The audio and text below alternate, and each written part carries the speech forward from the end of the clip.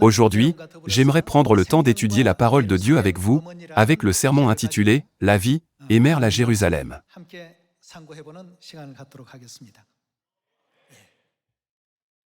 Avant de commencer, j'aimerais vous poser une question. Que penseriez-vous si quelqu'un a gagné à la loterie 40 fois de suite? Pensez-vous que cela soit possible?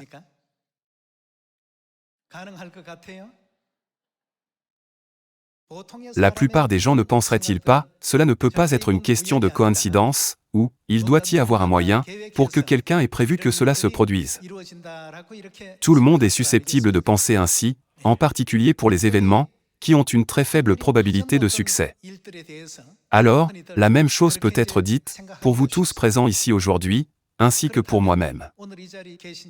Il ne serait pas exagéré de dire que nous, les humains, ne sommes essentiellement qu'une masse de protéines. Pour qu'une seule protéine se forme, on dit que les acides aminés doivent correspondre dans une séquence, une position très précise.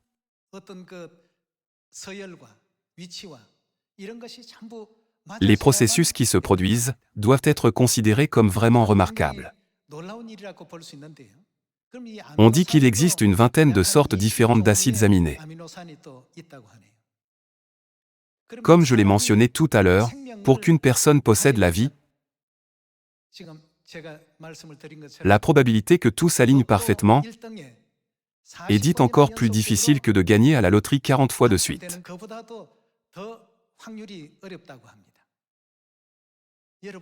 Il est incroyable que vous et moi soyons ici aujourd'hui, même si les probabilités sont si faibles.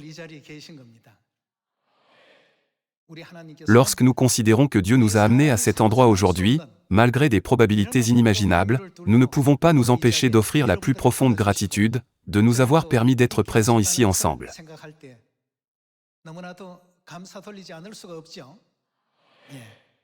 Qu'est-ce que Dieu nous a dit de ne jamais faire, à l'ordre naturel des choses qu'il a créées, c'est-à-dire ce système de la vie qu'il a conçu? Il a dit, n'y ajoutez rien, et n'en retranchez rien.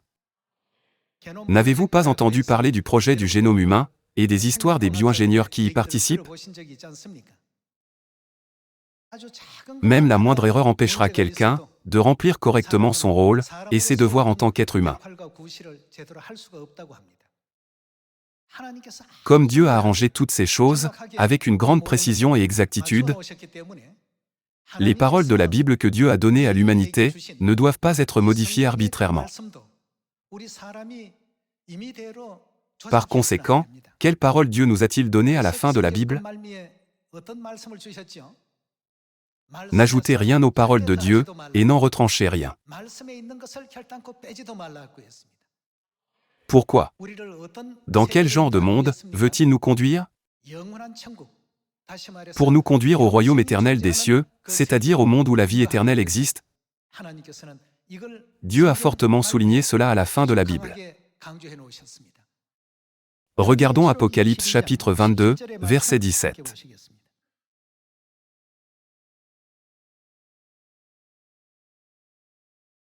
Et l'Esprit et l'Épouse disent, viens. Et que celui qui entend dise, viens. Et que celui qui a soif vienne, que celui qui veut prenne de l'eau de la vie, gratuitement.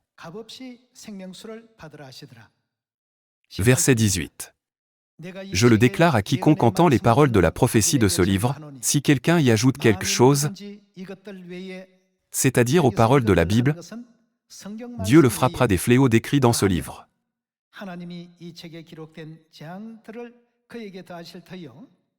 Verset 19.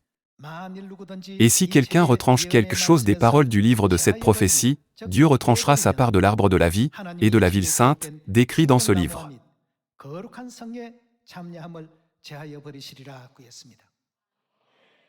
Qu'est-ce que cela vous fait penser?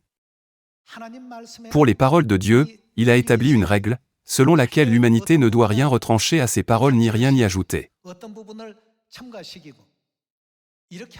Afin de soutenir notre vie, Dieu Tout-Puissant, qui a conçu de manière complexe cette masse de protéines, appelée un être humain, nous a accordé les précieux 66 livres de la Bible. En conclusion, il nous a laissé cet avertissement, l'humanité ne doit jamais altérer ses paroles. Aujourd'hui, avec d'innombrables églises et branches dans le monde, et un grand nombre de personnes qui comprennent mal la Bible de diverses manières, nous, en tant qu'êtres humains, risquons de ne pas atteindre le royaume éternel des cieux. C'est seulement dans le royaume des cieux qu'il n'y a plus ni mort, ni deuil, ni cri, ni douleur, mais seul le bonheur et la joie éternelle existent.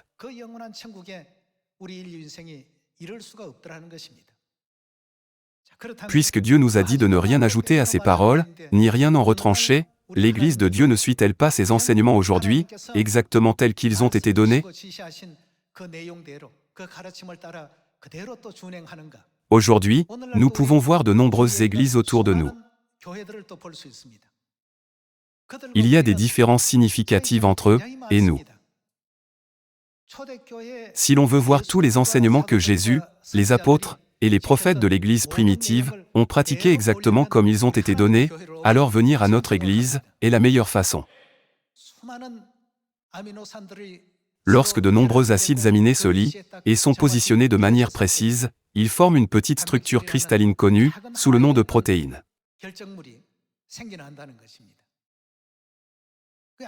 Tout au long du processus complexe et méticuleux que Dieu a mis en place pour créer les êtres humains, il ne peut jamais y avoir de modification dans la séquence ou d'ajout à l'un des éléments qui ont été définis. Si quelque chose devait se produire différemment de ce que Dieu a conçu, cela empêcherait les humains d'être capables de parler, de prendre conscience, de voir et de ressentir comme nous le savons aujourd'hui.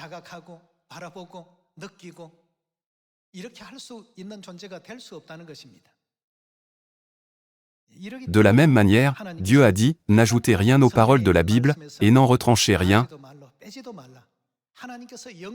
parce qu'il a établi toutes les directives pour s'assurer que nous pouvons avoir la vie éternelle, tout comme il l'a fait lorsqu'il a créé les êtres humains. Puisqu'ils ont été établis de cette manière, l'humanité ne doit jamais y toucher. Cependant, à travers l'âge sombre, la vérité du jour du sabbat, que Dieu a établi, a disparu. Le fait qu'il ait disparu en 321 est un événement historique bien connu dans l'histoire de l'Église primitive. De plus, diverses pratiques provenant des religions païennes, qui étaient auparavant absentes dans l'Église, se sont infiltrées dans l'Église, comme si elles étaient ordonnées par Dieu. Pour cette raison, certaines personnes peuvent se demander pourquoi l'Église de Dieu n'observe-t-elle pas le culte du dimanche? Pourquoi n'y a-t-il pas de croix dans l'Église de Dieu? Pourquoi l'Église de Dieu ne fête-t-elle pas Noël? Ce sont des questions fréquemment posées par les nouveaux venus dans notre Église. Cependant, de telles pratiques n'ont jamais été ordonnées par Dieu et ne peuvent être trouvées nulle part dans les 66 livres de la Bible. Qu'est-ce que Dieu nous a demandé? N'ajoutez rien. Et quoi d'autre? N'en retranchez rien. En acceptant les choses telles qu'elles sont, qu'arrive-t-il à la porte, qui nous mène au royaume éternel des cieux, où nous cherchons à entrer? Elle s'ouvrira. N'est-ce pas aussi ainsi qu'il nous a accordé la précieuse promesse de la vie éternelle? Alors, pourquoi tant d'églises dans le monde aujourd'hui ne croient-elles qu'en Dieu le Père? L'Église de Dieu croit non seulement en Dieu le Père, mais aussi en Dieu la Mère. Alors, la Bible, qui contient les paroles de Dieu, nous dit-elle vraiment qu'il n'existe que Dieu le Père? Ou dit-elle que non seulement Dieu le Père existe, mais aussi Dieu la Mère? Ne devrions-nous pas comprendre correctement cette question? Regardons 2 Corinthiens chapitre 6, verset 17. 2 Corinthiens chapitre 6, verset 17. C'est pourquoi, sortez du milieu d'eux, et séparez-vous, dit le Seigneur, ne touchez pas à ce qui est impur, et je vous accueillerai. Je serai pour vous, quoi? Un père, Et vous serez, que serez-vous? Pour moi des fils et des filles, dit le Seigneur Tout-Puissant.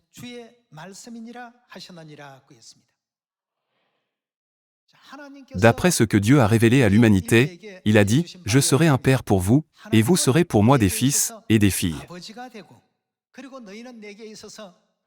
Dieu a clairement mentionné les mots fils et filles, signifiant que ces enfants existent sûrement. Père, fils et fille sont tous des titres qui ne sont utilisés qu'au sein de la famille.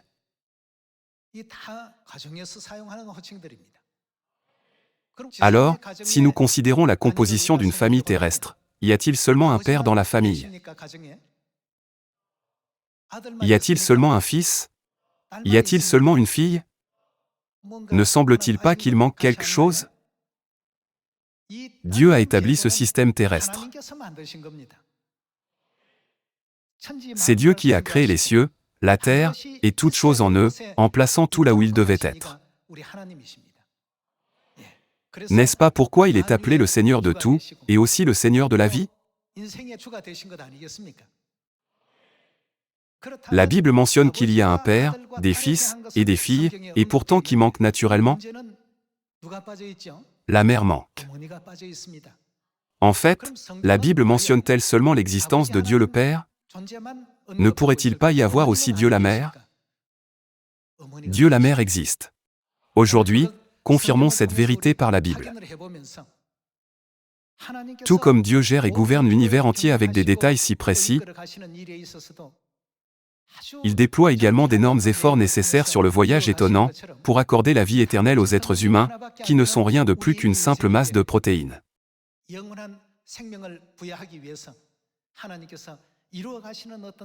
Lorsqu'un nouveau-né naît, nous disons simplement « un bébé est né », mais derrière la naissance de ce bébé, se cache l'interaction d'innombrables acides aminés et protéines. Même en tenant compte d'aspects, tels que la taille que le bébé atteindra, ou les maladies qu'il pourrait développer au cours de sa vie, ils font tous partie d'un processus conçu. N'est-ce pas ce que les scientifiques appellent la carte du génome humain? Ils disent que nous naissons déjà avec tout cela. Ce n'est pas quelque chose qui peut être fait par quelqu'un d'autre que Dieu. Dieu nous a avertis sévèrement, ne modifiez rien à ce que j'ai fait. Alors, la question en jeu concerne Dieu la Mère. Toutes les autres églises du monde crient à l'unanimité « Seigneur, Seigneur » et disent « Père, Père ». Lorsque nous disons « Notre Église de Dieu croit en Dieu la Mère », ils répondent « Oh, n'est-ce pas une Église étrange ?» Aujourd'hui, examinons la conclusion de cette question dans la Bible. Regardons Galates chapitre 4, verset 26. Dans Galates chapitre 4, verset 26, il est écrit « Mais la Jérusalem d'en haut est libre ».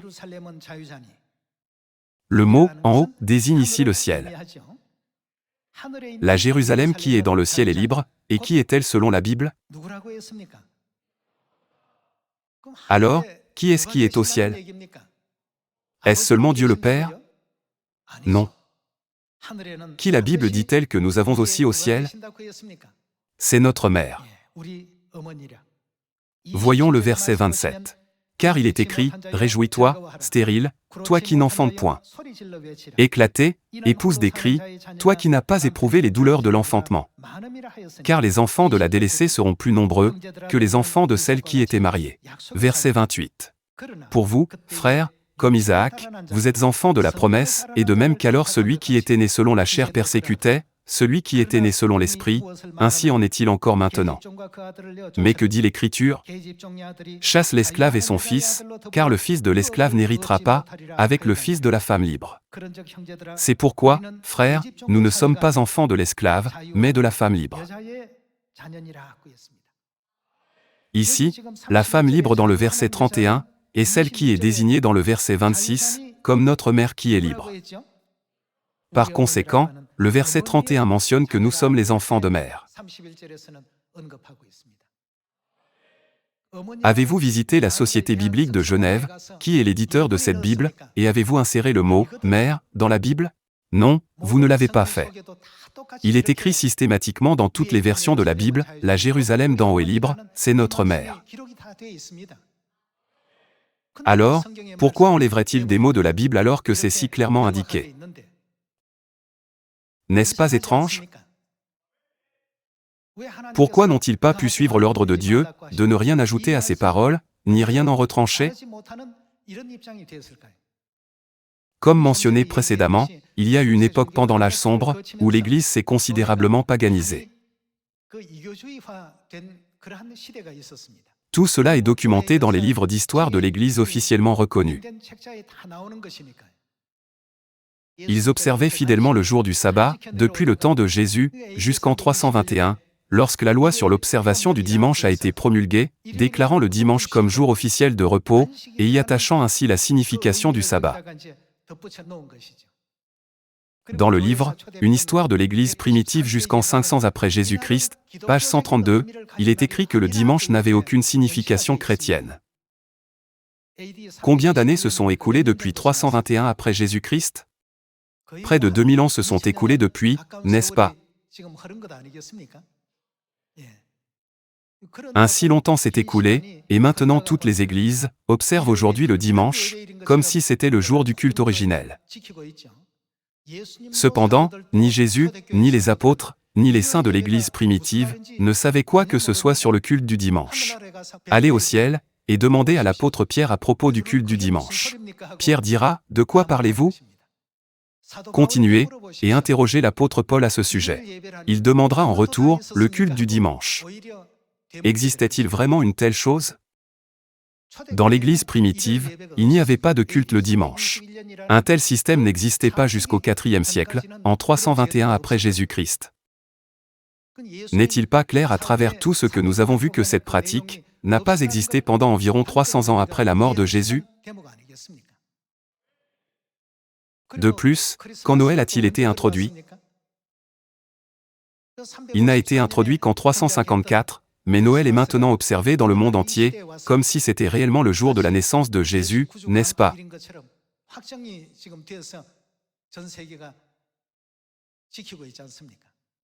Que dit notre Dieu dans la Bible? Dieu a ordonné, si vous ajoutez quelque chose aux paroles de la Bible, je vous ajouterai les fléaux décrits dans la Bible. Si vous retranchez des paroles, je vous retrancherai toute part de la ville sainte, c'est-à-dire du royaume des cieux. Néanmoins, en 321 après Jésus-Christ, le culte du samedi a été aboli, et remplacé par le culte du dimanche, et Noël a commencé à émerger en 354 après Jésus-Christ. De plus, c'est au VIe siècle que des croix ont commencé à être érigées, au sommet des clochers des églises. Les saints de l'Église primitive n'avaient pas de croix, et il n'est pas fait mention qu'ils observaient le sabbat le dimanche. Ce n'est ni dans la Bible, ni dans l'histoire de l'Église primitive. En prenant tout cela en considération, qui a écrit Galates chapitre 4? Il a été écrit par l'apôtre Paul, qui était un apôtre de l'Église primitive. Bien sûr, elle a été écrite par un homme, mais elle a été inspirée par le Saint-Esprit de Dieu.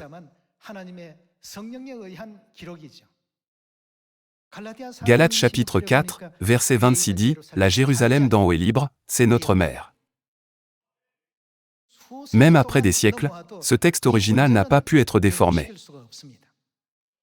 La Bible atteste fortement du fait qu'il doit y avoir notre Mère céleste. Ce message n'est pas seulement enregistré dans le Nouveau Testament, qui a marqué les croyances de l'Église primitive, mais aussi dans l'Ancien Testament, il révèle que Dieu la Mère existe dans le royaume de Dieu. Confirmons cela à travers la Bible. Genèse chapitre 1. Dans Genèse chapitre 1, verset 26, il est écrit. Puis Dieu dit, faisons l'homme. Ici, Dieu crée l'humanité. C'est ce qu'il a dit pendant le processus de création. Il a dit, faisons l'homme à notre image, et quoi?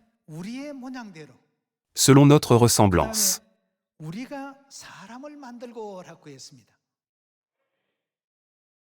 Toutes les églises du monde enseignent communément que le seul et unique Dieu a créé la vie humaine.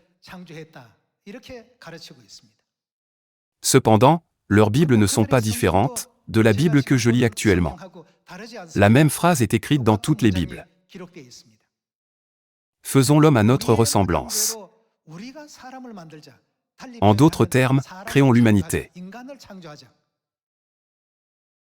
Tout le monde dit, la création de l'humanité a été effectuée par un seul Dieu, mais que pensez-vous des paroles écrites ici dans ce verset de la Bible? Cela nous montre clairement qu'il ne s'agissait pas seulement d'un seul Dieu. Certains insistent continuellement en demandant, se pourrait-il que ce soit une erreur de traduction? Cependant, dans la Bible originale, il est bel et bien écrit, « Faisons l'homme à notre image, selon notre ressemblance ».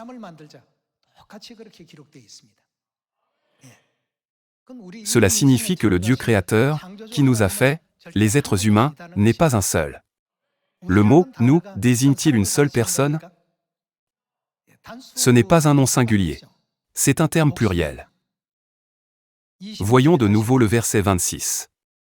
Puis Dieu dit, « Faisons l'homme à notre image, selon notre ressemblance, et qu'il domine sur les poissons de la mer, sur les oiseaux du ciel, sur le bétail, sur toute la terre, et sur tous les reptiles qui rampent sur la terre. » Dieu créa l'homme à son image, il le créa à l'image de Dieu, il créa, et qui a été créé? Il créa l'homme et la femme. À l'image de qui ont-ils été créés? À l'image de Dieu. Dieu qui s'est exprimé comme « nous » a dit « faisons l'homme à notre image » et a créé l'un comme homme et l'autre comme femme. N'est-il pas vrai que les hommes ont été créés à l'image masculine de Dieu?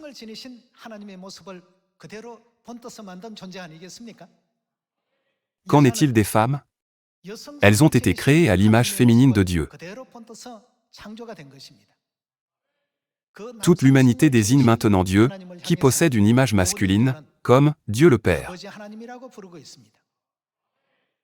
Alors, comment l'humanité devrait-elle appeler correctement Dieu, qui possède une image féminine? Cela ne fait aucun doute. À partir de là, le chemin des autres personnes s'écarte de celui de l'Église de Dieu aujourd'hui. Examinez cette question selon les directives de Dieu, n'y ajoutez rien, et n'en retranchez rien. Clairement, il doit exister non seulement Dieu le Père, mais qui d'autre doit également exister? C'est ce qui constitue avoir une foi correcte. Non seulement dans l'Ancien Testament, mais aussi dans le Nouveau Testament, il est écrit « La Jérusalem d'en haut est libre, c'est notre mère ». Dans Apocalypse chapitre 19, 21 et 22, la Bible prophétise sur l'œuvre spirituelle de Père Céleste et de Mère Céleste, avec des expressions comme « la femme de l'agneau »,« l'épouse de l'agneau »,« l'esprit et l'épouse ». Frères et sœurs, pensons-y en termes simples. Est-ce la foi correcte de croire seulement en Dieu le Père, ou est-ce correct de croire à la fois en Dieu le Père et en Dieu la Mère? Quelle est la volonté de Dieu à ce sujet? Si l'Église ne trouve pas son chemin vers la bonne réponse, elle ne pourra pas non plus trouver le bon chemin. C'est pourquoi le nombre de membres, dans les églises du monde entier, continue à décliner, et est confronté au problème malheureux de devenir ingrats, comme les non-croyants. Dieu n'a-t-il pas promis de nous bénir, à notre arrivée, et à notre départ, si nous suivons les enseignements de Dieu? J'espère que vous pourrez tous avoir la foi en Dieu, c'est-à-dire la foi en Dieu le Père, ainsi qu'en Dieu la Mère. De plus, j'espère que vous graverez profondément dans votre cœur qu'aller dans la direction donnée par Dieu est ce que la Bible nous enseigne. C'est la plus véridique et la seule façon de recevoir la rédemption. De plus, nous devons informer de nombreuses personnes autour de nous de cette vérité. Vous et moi devons être capables de leur enseigner correctement pourquoi nous avons foi en Dieu la Mère. Ce n'est qu'alors que nous pouvons atteindre la position de fils et de filles de Dieu. Les enfants de Dieu doivent clairement faire savoir au monde qu'ils ont non seulement Dieu le Père, mais aussi Dieu la Mère. Dans la Bible originale en hébreu, il y a plus de 2500 occurrences écrites sur Dieu le Père et Dieu la Mère.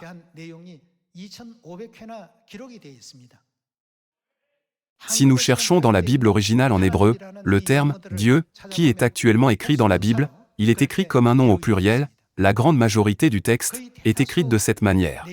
Se pourrait-il alors que Dieu, ne connaissant pas la différence entre le singulier et le pluriel, ait dit « Faisons l'homme à notre image » et ait créé un homme et une femme? Pensez-vous ainsi? L'image masculine de Dieu n'est-elle pas appelée « Dieu le Père » par toute l'humanité? Cependant, ils ignorent complètement Dieu, qui possède des caractéristiques féminines. Cela veut dire qu'on ne peut pas dire qu'ils comprennent pleinement Dieu. Il y a des moments où certaines personnes essaient de débattre de ce sujet, en citant un verset spécifique dans Éphésiens chapitre 4. Je vous exhorte à confirmer par vous-même, est-ce pourquoi ils disent cela, et pourquoi de tels versets existent réellement dans la Bible. Regardons Éphésiens chapitre 4 verset 4.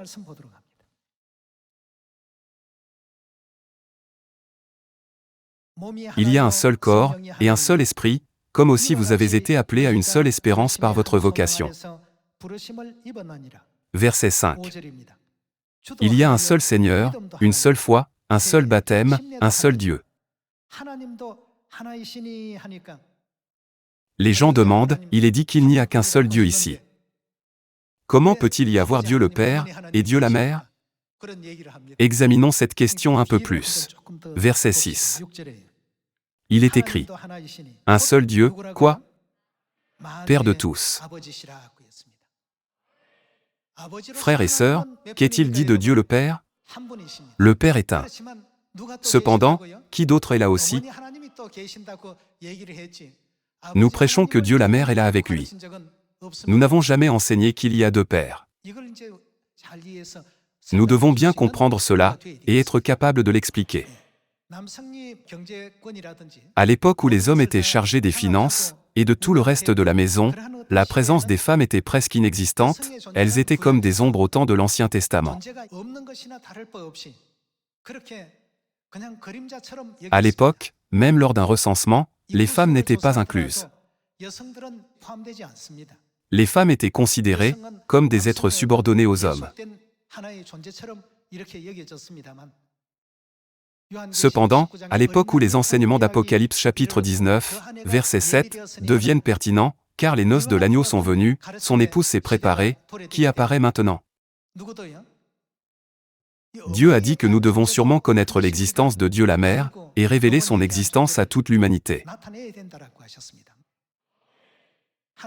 Pensez à l'œuvre de création de Dieu, le sixième jour, n'a-t-il pas pris une côte d'Adam et créé Ève? De la même manière, l'Ève spirituelle doit également être révélée à toute l'humanité. C'est pour cette raison que la Bible désigne Ève comme la mère de tous les vivants. Voyons cette scène. Voyons Genèse chapitre 3, verset 20. Dans la Genèse chapitre 3, verset 20, il est écrit: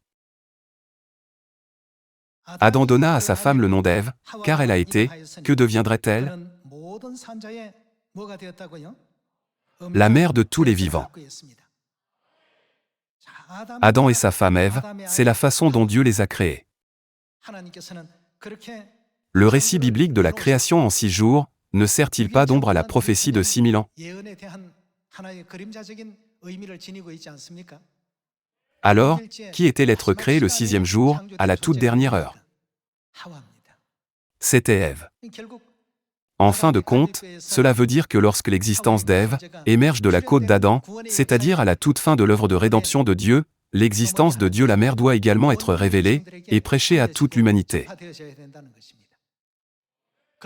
Pendant longtemps, de nombreuses églises ont souligné l'amour du Christ. L'amour qu'a un père pour ses enfants doit être considéré comme d'une grande importance. Cependant, qu'en est-il de l'amour d'une mère? Du point de vue d'un enfant, celle qui forme un seul corps avec l'enfant est sa mère. Pendant 9 mois, vous n'avez fait qu'un avec votre mère, grâce à un petit cordon ombilical. Par conséquent, lorsque quelque chose arrive aux enfants, qui interviennent dans n'importe quelle situation, sans tenir compte des dangers possibles, ce sont les mères. C'est pourquoi je pense que les mères sont vraiment courageuses. Alors, lorsque Dieu, le Créateur des cieux et de la terre, accorde la vie à l'humanité, ne pouvait-il pas également permettre que des enfants naissent par un père qui est un homme? Cependant, il a choisi de faire naître les enfants par une mère, qui est une femme. Dieu a également arrangé pour que l'humanité hérite de tout l'ADN mitochondrial de sa mère, s'assurant ainsi qu'elles deviennent des êtres humains complets. D'après Apocalypse chapitre 4, verset 11, par la volonté de qui toutes choses ont-elles été créées? Il est écrit, c'est par ta volonté qu'elles ont été créées. Aujourd'hui, cela peut être considéré comme un choix insensé de vivre en excluant Dieu. Nous devons penser à Dieu. En nous souvenant une fois de plus aujourd'hui que l'univers entier est exploité et gouverné sous la souveraineté de Dieu, offrons la gloire et la louange éternelle à Dieu Elohim, qui nous a accordé la foi correcte, de non seulement croire en Dieu le Père seul, mais aussi de craindre Dieu la Mère. En gravant dans notre cœur une fois de plus que le jour du sabbat, que nous observons aujourd'hui, est le statut, l'ordonnance et la loi établie par Dieu le Père et Dieu la Mère, passez un jour du sabbat béni rempli d'abondantes bénédictions de Dieu. En espérant que vous avez reçu la grâce, j'aimerais conclure le sermon d'aujourd'hui. Merci beaucoup.